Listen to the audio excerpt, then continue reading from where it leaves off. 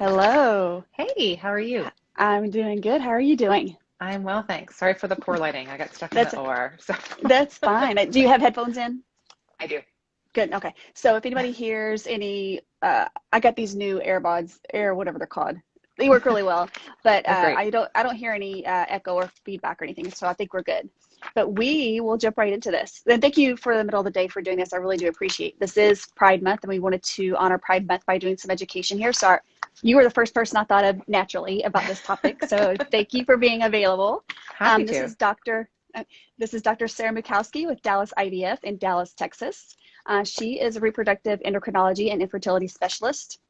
We are going to talk today specifically about gay, lesbian, and transgender family building with some special considerations for the transgender individuals, obviously, and we'll talk about that as we go along. It's very important to talk about because it's becoming more and more talked about, actually. It's becoming more. There was just an individual, follow him on Instagram, who just shared his story about giving birth as a transgender male, which got a lot of attention and was very popular. And I really applaud him sharing his story. Do you have a lot of patients for gay, lesbian, and transgender family building? Absolutely. I mean, Yeah. obviously, there's going to need to be some degree of help in that Hmm. community. And Yes. so we're certainly the right people to come to in order to provide that help for growing families. So let's start off the top. This is one always send all the people that are going to do these types of things with me an outline. But I just want to start off with the last question first. What should someone who is in the LGBTQIA plus community look for in a fertility center? Like, how do they choose? How do they know if their fertility specialist is versed in their special considerations and special needs as being someone from that population? What should they look for? Absolutely. Well, I think obviously the most places I think where people start, if it's not going to be word of mouth, where they're already aware of somebody who's Hmm. an ally or who's LGBTQ friendly, is going to be a website, right? So you want to be kind of aware of what it is you're looking at. Do we have a really inclusive population on the website? Is there a separate tab for LGBTQ family building, that sort of thing? And then dig into bios more, in depth if you want to look for things like Instagram and that sort of thing Yeah. to be able to have a better idea as to what providers are out there. There are a couple of other different networks available too, depending on your region. I know that have essentially lists of physicians in different specialties that have been found to be LGBTQ friendly. Yeah, and you could also interview. Do you ever have somebody just come and interview you to see if you're a right fit for them?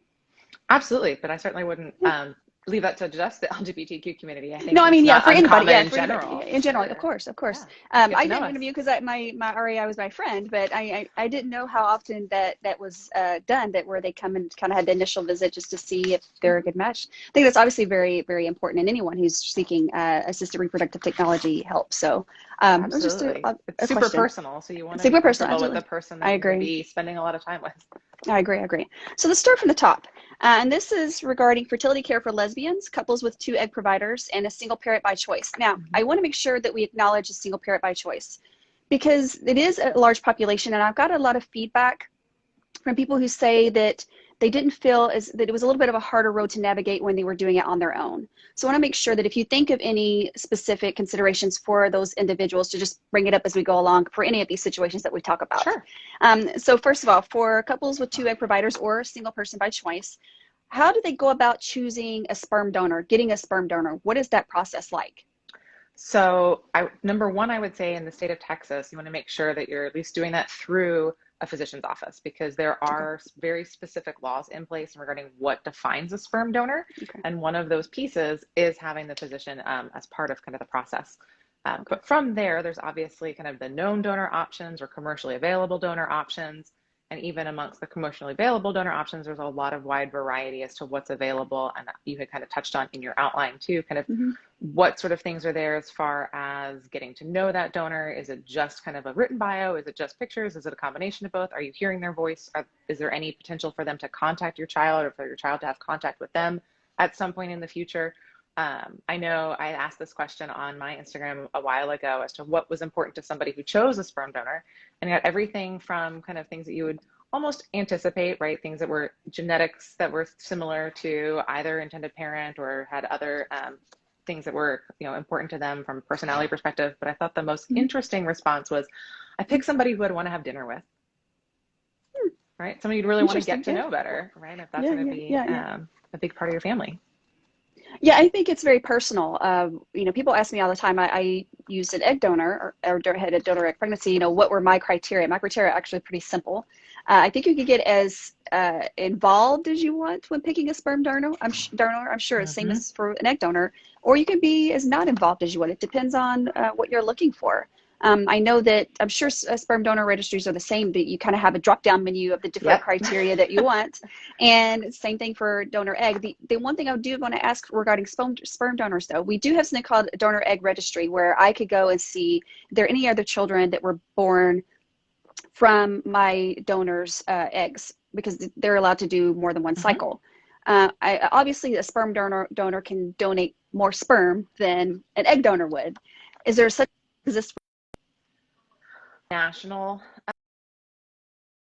organization. donors? Yeah. So, but I know that a lot Yeah. of the different cryobanks do have that available. And then I know parents who've kind of taken that into their own hands, and there's Facebook groups and that sort of thing Okay. about, you know, parents Gotcha. of this donor number. So that way those patients can kind Oh, of find each other. so every I've donor is had, going to have a unique donor number no matter where they're at in the country. So it's going to be, is it nationwide? Like there will be so I no don't know if it's overlapping numbers? nationwide, but it's Okay. definitely like California Cryo, it's going to be the same donor Oh, number across the board. gotcha. And so I've Okay. had patients who that donor had run out of sperm, but they still wanted more children, and were able to go through these types of Oh, channels to find somebody who had sperm that they weren't going to interesting. use Yeah, yeah. to And procure to getting, grow their family. So it's a really yeah. interesting It's community. yeah, it is interesting. It's communities everywhere.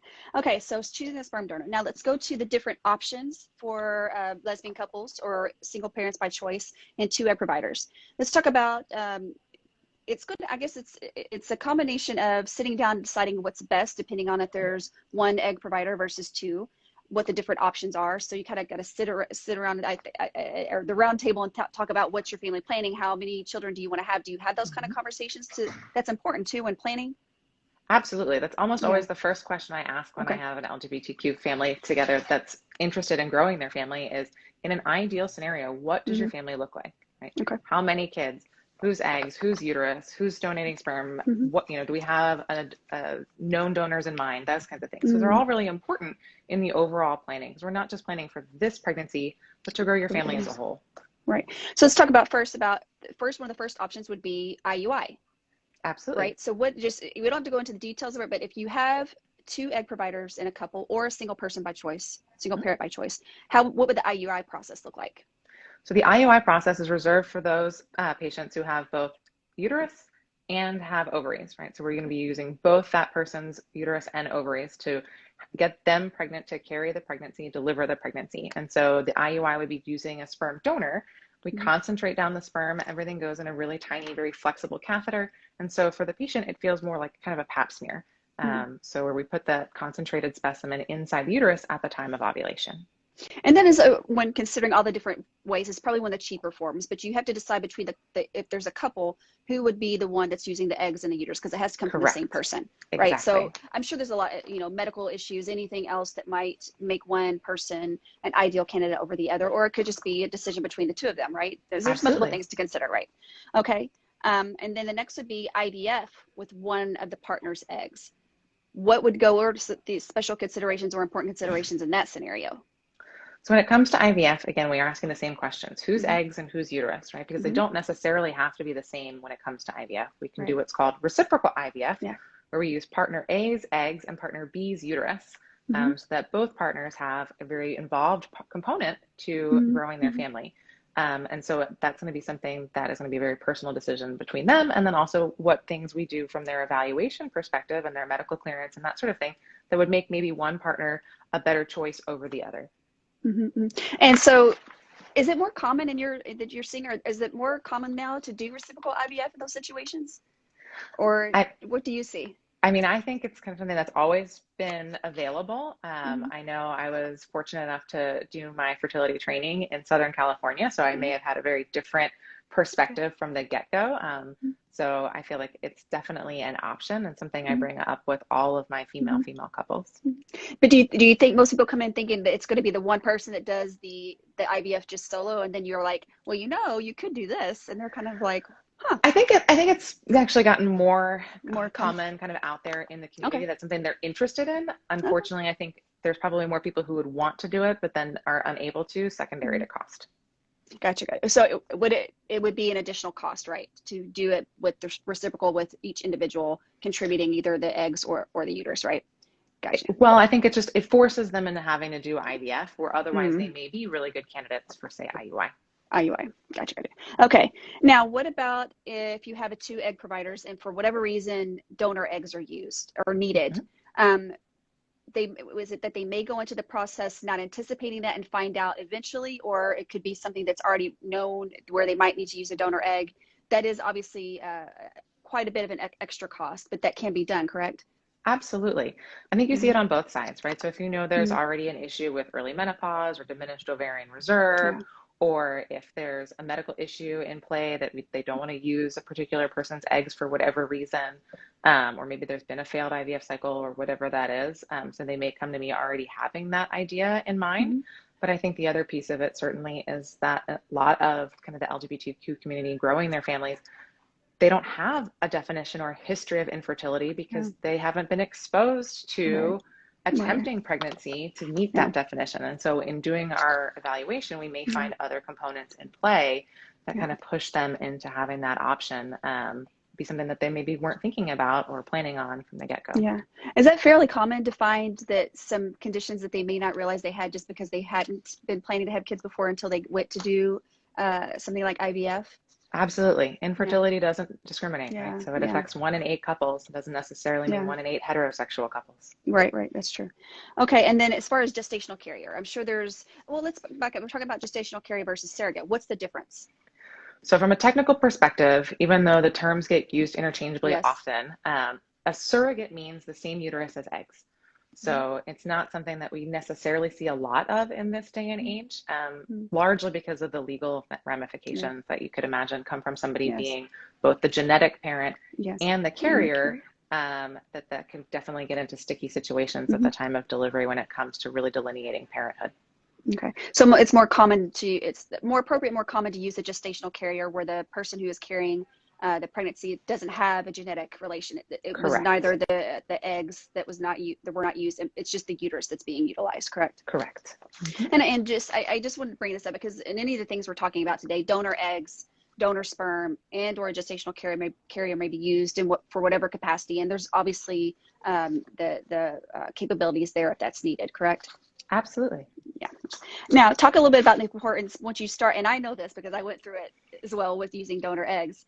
The importance of I guess they're called reproductive attorneys now. They're Mm-hmm. being used and utilized by the fertility centers and the individuals or couples who are doing, is it called third-party reproduction when you start getting out of the realm and using donor, Right. right? Whenever you're using an additional person, that's Okay. going to be your third party reproduction. Absolutely. Gotcha. And yes, these reproductive attorneys are fantastic. Yes. There's 3 that I know off the top of my head that I work with very closely in the Mm-hmm. Dallas area. Mm-hmm. And I encourage all of my LGBTQ patients to start that process sooner rather than later because there's Yes. so much that can go wrong or be Yes. unanticipated early on. That's so much more than just adopting the child after Yes. so that both Yeah. parents have equal rights. And it's different from state to state and how that works, right? Absolutely. Unfortunately. Yeah. So having that person with the legal knowledge is crucial because they help with all of that aspect, not just the using the third party or using, it's determining parentage and then whether or not an adoption has to be done versus I think in some states it doesn't have to be a formal adoption, right? It just depends. I'm not sure Yeah. how it is in other states. I know in Texas, even if you're married, the person who does not have the genetic component to the child or deliver the child has to have an adoption process. So what would be the situation then when I hear if you have a gay couple where they mix up the sperm, right? And they use the sperm. How does that work then? So that's kind of become, I think, a bit of an urban legend, this idea of the swirl. Oh, yeah. It's Okay. not really something that we would do in the clinic. And you Okay. could imagine sort of the reasons for that largely being if there was an issue, Right.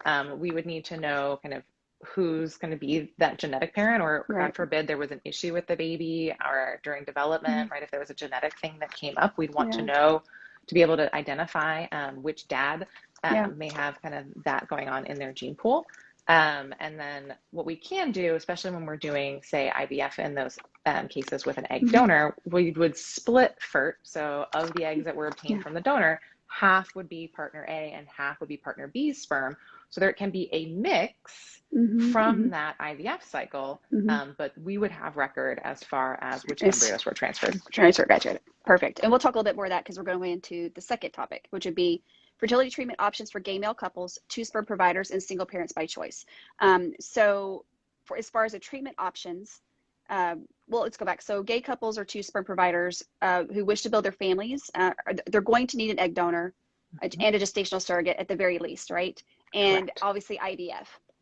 Now we can go back and we don't have to touch on this in depth, but there may be where they might need a sperm donor as well, but potentially more, potentially, but we definitely are going to need an egg donor and a gestational carrier. So if we talk about IV donor, egg plus gestational carrier, what's the typical process for that for a gay male couple or two sperm provider couple?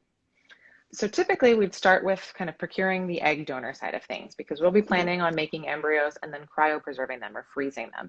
So that way we can kind of do things in a stepwise fashion. So that way, once the embryos are frozen or cryopreserved, they seem to be good indefinitely. So there's no rush on needing to get them into a uterus as quickly as possible or anything like that. So then that kind of helps sort of mitigate, I think, some of the stresses that come along with needing all of these things, as well as the financial burden that's associated with each step of those. And then once we have the embryos created, then we can go down the road and procure the gestational carrier, make sure that they're a good candidate, get all the legal ironed out on that side of things, and then be ready to transfer embryos.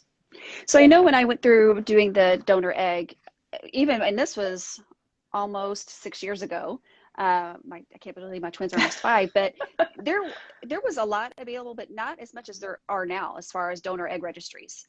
And I'm sure there's a tons more of sperm donor registries, but do you feel like there's a limiting factor in this situation with a gay male couple, where is it more of a rate limiting factor, if you will, choosing the egg donor or the gestational carrier, or both?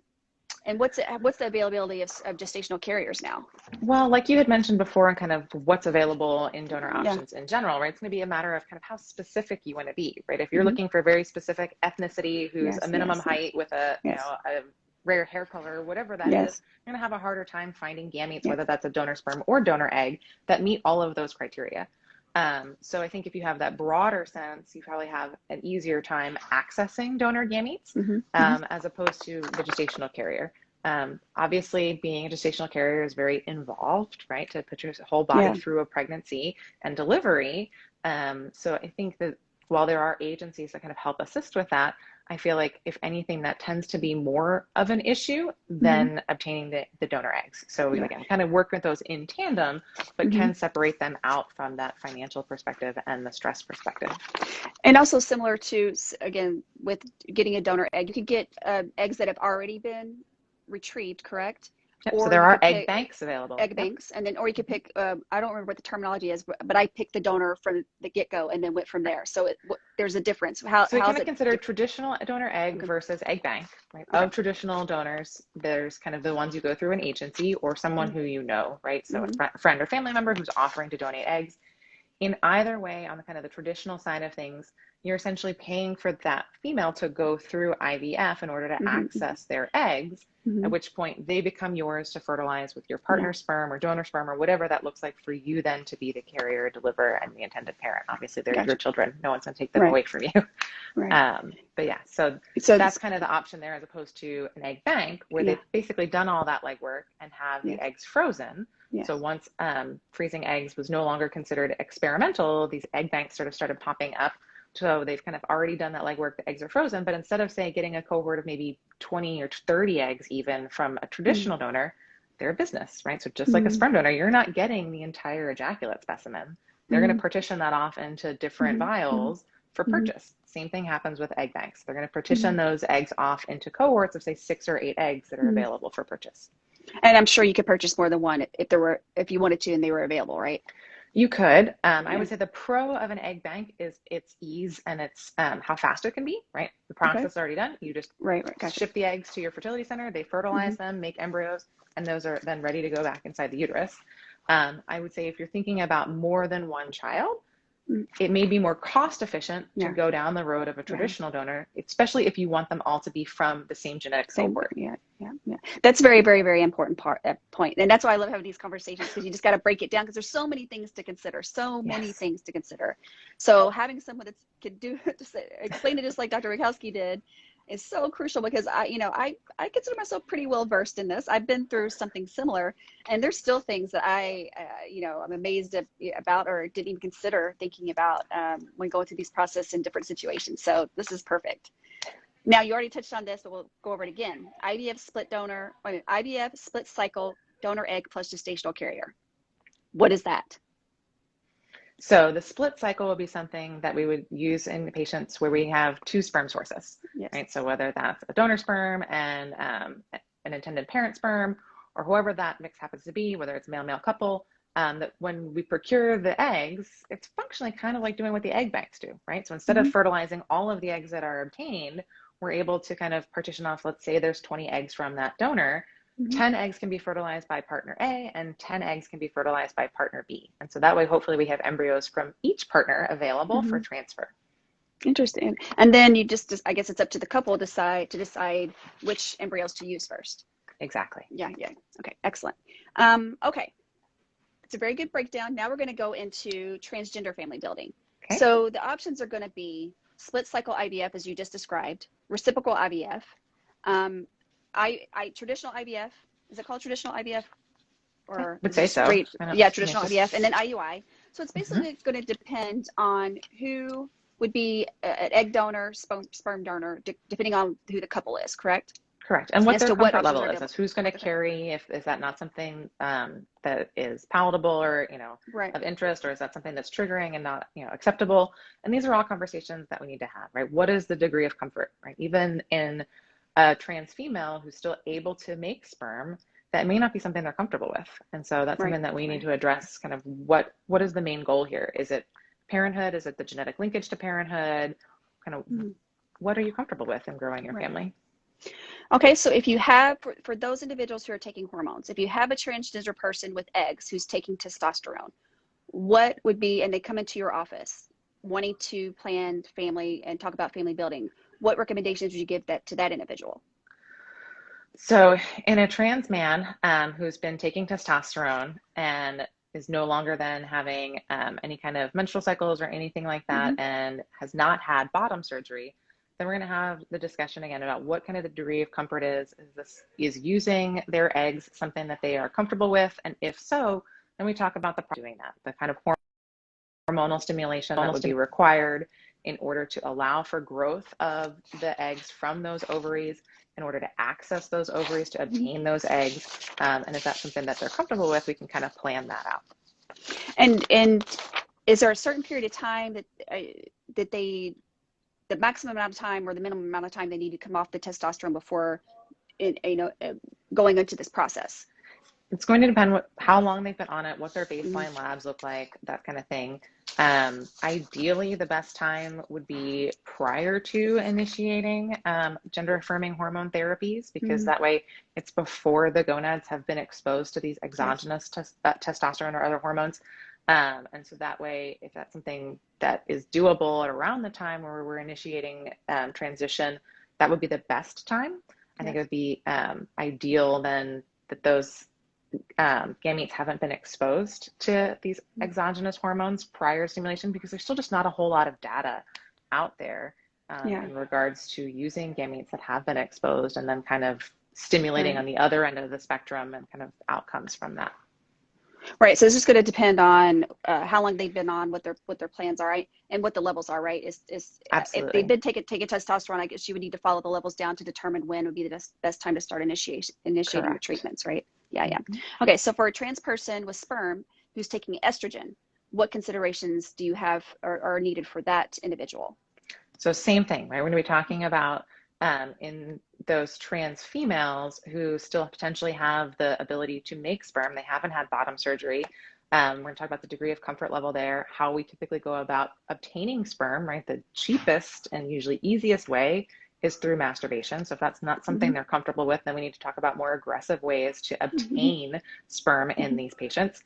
And then with that too, the estrogen is going to essentially function like a male birth control in that regard and kind of shut down sperm production. And so that one's a little bit more tricky as far as the degree of kind of stopping the estrogen, as well as do we add in any other hormones to kind of stimulate the testes, and in stimulating the testes to make sperm, we're also going to be stimulating them to make testosterone. And so again, ideally the best time to do any kind of procurement of gametes in a trans person would be prior to the initiation of the gender affirming hormones. But it doesn't mean it can't be done. It's just we have to talk about it, what your comfort level is, and kind of the timing and that sort of thing.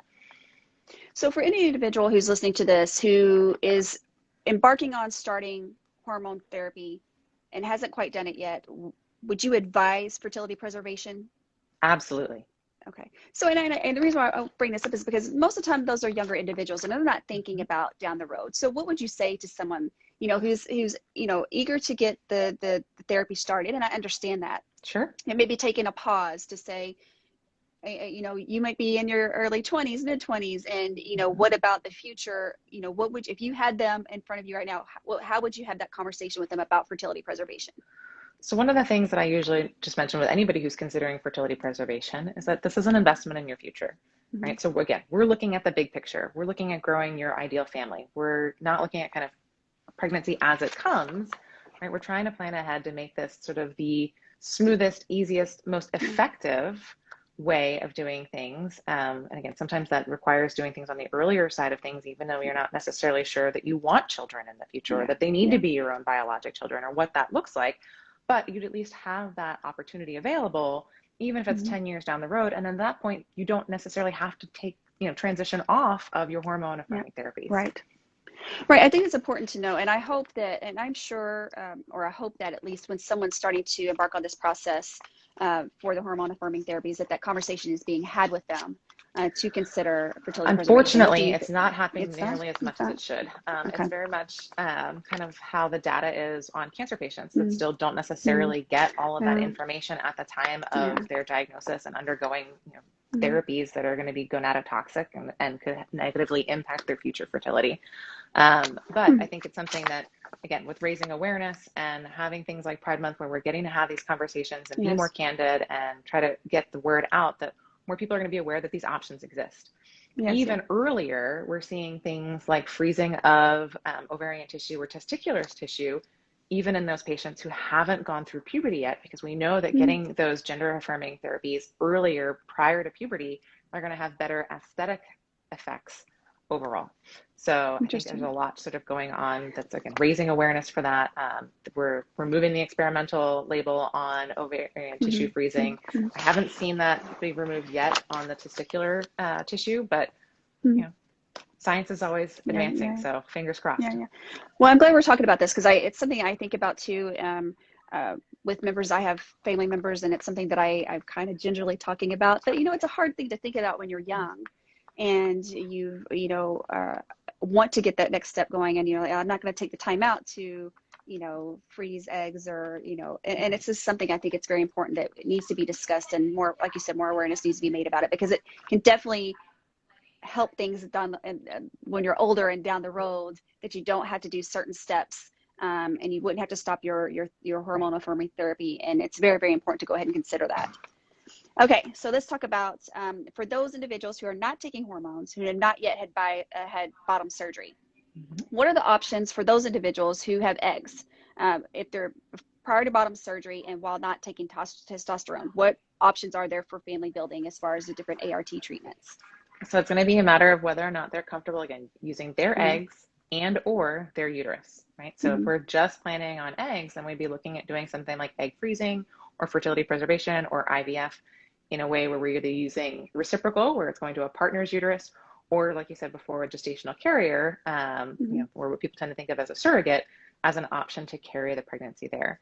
So otherwise, if they're comfortable in using both their eggs and their uterus and delivering the baby, then an insemination or IUI is certainly an option in those patients. And I just want to take a pause right here and just say that, you know, I think it could be kind of scary thinking about going into the process with a fertility specialist and all the technology that goes into it and all the nuances and the specific things. But one thing that I think that fertility specialists are so good at is trying to find out what you want, and they think about things before you even think about it, because that's their job, you know, not just the immediate time, but what about the future? And then trying to get you there in the most effective and cost-effective way. I think sometimes fertility specialists get a bad rap that they're just gonna, everybody that can have IUI gets IVF gets IVF, and that's simply not true.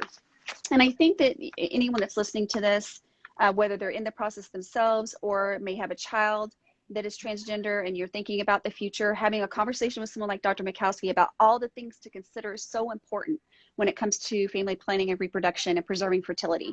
A general OBGYN is not going to be, I'm sorry, they're not going to be able to have these conversations with you. And I don't mean any disrespect to general OBGYNs, but they're simply not. These are the professionals, these are the experts where you want to get that information from, even if it's just for a talk, a chat, a consult about the future. It's very, very important to do that. Would you agree? And I'm not trying to disrespect general OBGYNs, but I think sometimes people think that they can talk about this stuff, but that's not where you want to get this type of information from, right? Absolutely. And I think one of the big things to remember too is just like you're double board certified in maternal fetal and OBGYN, we, the reproductive specialists, are also double board certified in RAI and OBGYN. So we have all of that information that you're going to get from your generalist, but we are slotted to have the time to sit down to talk with you if it's an hour to go over these things, right? Go over the different options. Like I said, my almost first question to every LGBTQ couple that comes my way is, what does your ideal family look like, right? Whose eggs, whose uterus? Are we using the same sperm donor for all the pregnancies? What is that, or same egg donor? What does that look like, right? So, and it's sometimes they just haven't thought that far ahead or haven't realized that you have that many options. So we want to look at all of that and make sure that you choose what's best for your family. Yeah, and it's never too soon to get that information and have that conversation. You may not be willing or needing to act on it now, but being informed just empowers you once you get to the point that you are ready. Absolutely. So you might need to make special considerations along the way. So having the conversation sooner than later is ideal. So back to where we were before I digressed a little bit. Individuals with sperm, there are options prior to bottom surgery and while not taking options while not taking estrogen. What are their potential options for fertility treatments? Or so if they're comfortable providing a masturbatory specimen, then ideally we would like to bank that, if not several, because that allows them for insemination options in the future. If that's not something they're comfortable with, there are surgical extraction techniques, but that's going to limit the number of sperm we have and kind of force the female partner's side of things to have IVF in order to use that sperm in the future. Okay, gotcha. Okay, and we already talked about fertility preservation for transgender individuals. Again, I kind of jumped up to the top with that topic there, but you know, that's also a very important point. We talked about what to look for and to choosing the right fertility center for you. What other things, you know, would you say, as someone who does this is your job, you see this all the time, what other things do these individuals need to know when considering family planning, family building, fertility preservation, anything else? So one of the things we didn't touch on would be an option for those female patients considering reciprocal IVF would be something called Invocell. So it's the only treatment out there where you're allowed to carry the same pregnancy. And so what that is it's still IVF where we're using one person's eggs. However, we're going to still use the same person's uterus in most cases, but the other partner gets to carry the pregnancy in this champagne cork-looking thing. So this is the Invocell device. And so what this allows for is there's an inner chamber where eggs, sperm, and enough media go to allow for the development of embryos and their growth for 5 days. So instead of everything happening in a petri dish in the lab in an incubator, it's happening in here, and the other partner gets to be the incubator, right? So fertilization is happening in their body. The initial growth of the embryos is happening in their body. And at the end of the 5-day mark, we take the device out, account for everything that we had from the get-go, and then put those embryos back in the original partner's uterus. So interesting. You said it's for 5 days. Concept. It is for 5 days. So when you're comparing that to IVF, like you mentioned, you touched on instead of happening in the petri dish in the lab. So does that help with the cost? It does. It brings it down about half. Now, granted, the success rate isn't quite as high as traditional IVF because we now know things like, for one, there's a space limit, right? With traditional IVF, we just keep taking petri dishes until we run out of eggs. So there is a limit on what we can put in this device. Also, we're planning on then doing a fresh embryo transfer, which we know now has lower chances of success compared to fresh, or compared to frozen rather. but you do have the availability of any leftover or additional embryos that are made through the Invocell device to freeze those so that you have that then as an option for future pregnancies. So if maybe you were considering reciprocal IVF the next go around, well, those embryos are already made. And so they can then go into the other partner's uterus who was carrying the device the first go around. So there's just so many different ways to do this. And how many eggs do you typically put in the Invocell? It's going to depend on clinic because the limits set by the FDA for the device and what clinics are actually doing is a little bit different. Okay. So you just need to talk to the individual clinic to find out what's best for you.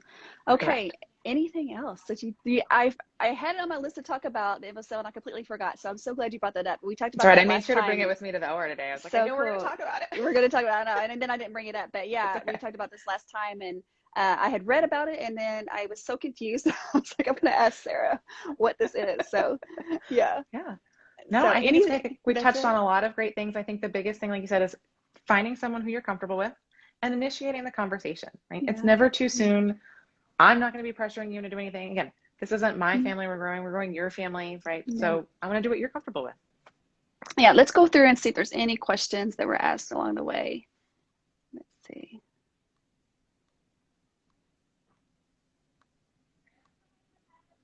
I know there was something. A bunch of people saying they know you. We use Dr. Makowsky and we're able to try both ways for IVF. Watching this with my wife and our IVF baby, Lawson on my lap. Dr. Makowsky is amazing. Brooklyn says hi, Dr. Makowsky. My adoption hearing from a Pretty Boy was today, so congratulations at Pretty Boy. Yay. I'm about to try IUI for the 4th time, no fertility issues. At what point should I consider IVF or pass the baton to my wife? I think that's an excellent question. So obviously without having all of the information for both you and your wife, it's kind of hard to answer that. Typically when I have female couples, I like to do the evaluation in both simultaneously, just because you never know if something's going to come up that would change your mind. And I have seen it happen. So it's not like I'm doing it just because I want you to go through a bunch of testing. So there's that component to it. And the other thing that we had kind of touched on before, right, is that infertility is still going to affect the LGBT community in that same 1 in 8 rate that we would expect it to in heterosexual couples. So after having 4 failed IUIs, is depending on kind of what's been going on before that, you still don't technically meet the definition of infertile until you've had 12 failed cycles where you've been exposed to sperm if you're under the age of 35 or 6 cycles if you're 35 or older. But obviously $1,000 per pop for just the sperm on IUI adds up really quickly. So that's typically after a couple of cycles of IUI where I sit down, we kind of have that Invocell discussion of, hey, is it maybe something that we want to pursue here in the hopes too that we have maybe extra embryos frozen from that same sperm specimen for the future? Because that's kind of the in-between on the cost between IUI and really jumping into full-blown IVF. And with the Invocell, for the ones that don't go immediately into the chamber, can any of those embryos be genetically tested if needed? They could be, but at that point you kind of end up, it becomes cost prohibitive. At that point you might as well just do everything in the dish in the first place because you're going to want to grow them out for another day or so and then do the biopsy and so you're already utilizing so Invocell's not really doesn't really lend itself to it's called PGT or PGS testing or screening for the genetics of the embryo. So that's more along the lines. In theory, yes, it could be done, but like I said, from a cost perspective, usually that's cost prohibitive. Just like fertilizing 1 egg at a time, right? Gotcha. Not really. But you could obviously do that if needed for anything involving IVF, right? 100%. Gotcha. Okay, and everybody likes this conversation. Okay. Well, that's all the conversation or all the questions I have. Thank you so much for your time. As always, these are great topics to discuss, especially in June because this is Pride Month. So we wanted to show our support as allies and educate. Please share this information with anybody that you think might need to hear it. If you guys have additional questions, you can comment on the comments under this video when I post it on my Instagram feed, and we'll send it to anything that I can't answer. I will send on to Dr. Makowsky to get an answer for you. So enjoy the rest of your day. Are you done in the OR or you still have more OR cases? I am, but I was just trying to get out of there. Just, how it goes. Yeah, I know how it goes. All right. Well, thank you so much, Sara, and have a great rest of your week. Thanks. You too. Take care. Bye-bye. Bye-bye.